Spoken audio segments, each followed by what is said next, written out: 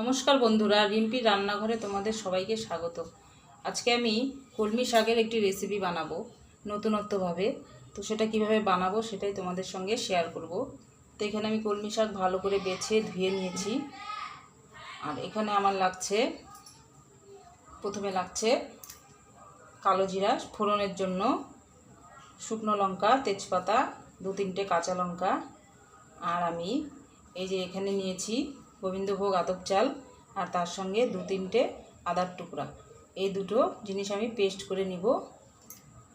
আর এই কলমি শাকগুলোকে কুচি কুচি করে কেটে নিব। তো আমি শাকগুলোকে প্রথমে কেটে নিয়ে তারপর তোমাদেরকে দেখাচ্ছি রেসিপিটা। তো বন্ধুরা, এই যে কলমি শাকগুলোকে আমি এভাবে কুচিয়ে কেটে নিয়েছি, তোমরাও এভাবে কেটে নিবে। তারপর এখন দেখাচ্ছি কিভাবে তৈরি করব রেসিপিটা। কড়াই বসিয়ে দিয়েছি, কড়াই গরম হয়ে গেলে আমি প্রথমে তেল দিয়ে দিব।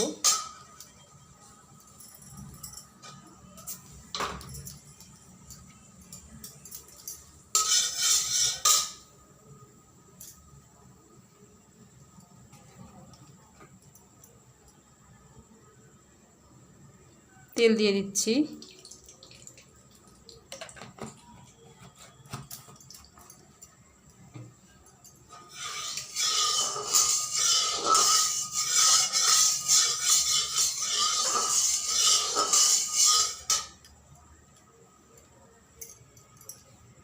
প্রথমে দিয়ে দিচ্ছি শুকনো লঙ্কা, তেজপাতা,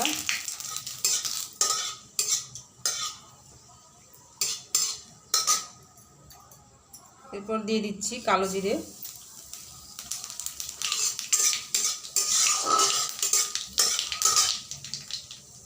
চিরা কাঁচা লঙ্কা,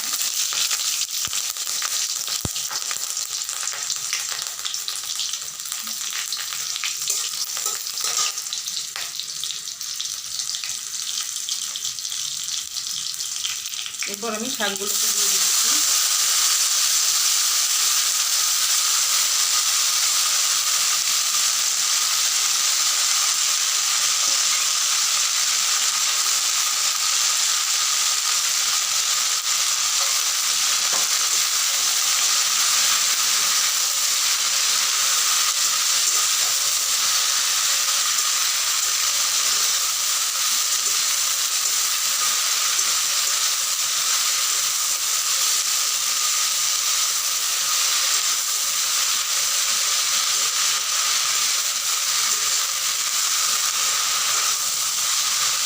এরপর আমি লবণ হলুদ দিয়ে দেবো এক এক করে।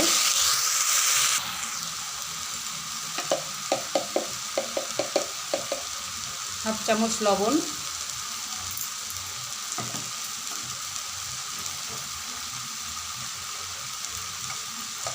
হাফ চামচ হলুদ গুঁড়ো,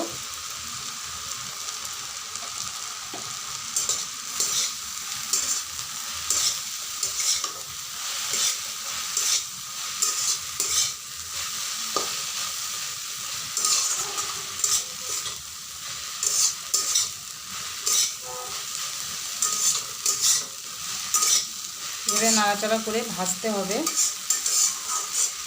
হালকা আছে।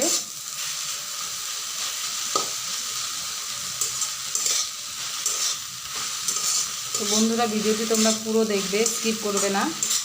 আর দেখে রেসিপিটা ভালো লাগলে সাবস্ক্রাইব করার অনুরোধ রইল।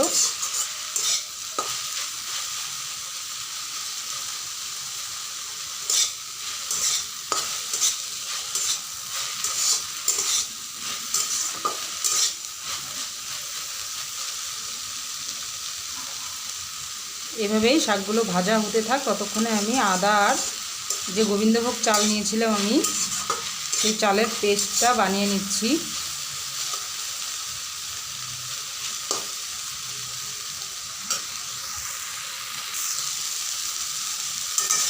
এইভাবেই শাকগুলোকে ভাজতে হবে কিছুক্ষণ ধরে। শাকগুলো সেদ্ধ হয়ে যাওয়ার পর তারপর আমি ওই পিঠালিটা দিয়ে দিব। অনেকে একে পিঠালি বলে থাকে বা কলমি শাকের ঘন্ট বলে থাকে। তোমরাও বাড়িতে ট্রাই করবে, খেয়ে দেখবে। দারুণ লাগে খেতে।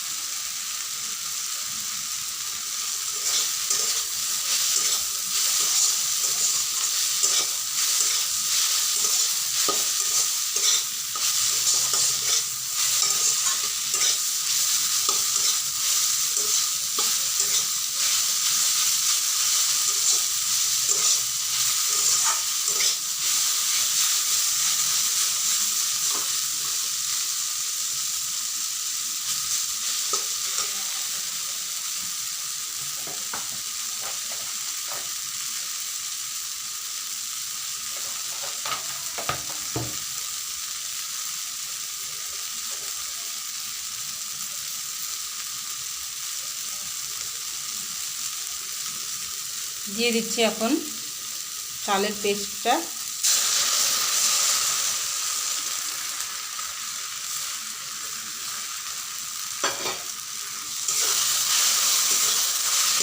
এটা দেওয়ার পরে হালকা আঁচে ভাজতে হবে।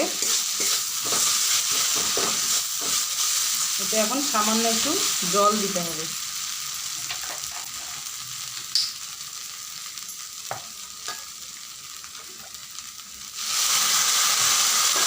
তাহলে মিশে যাবে।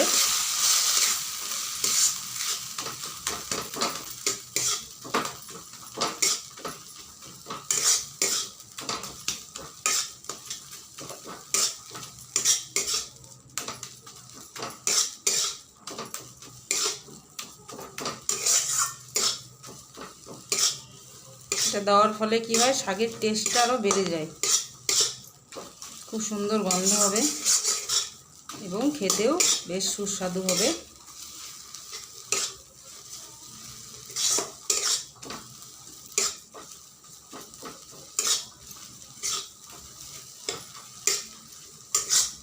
হালকা আছে কিছুক্ষণ ধরে ভাজতে হবে।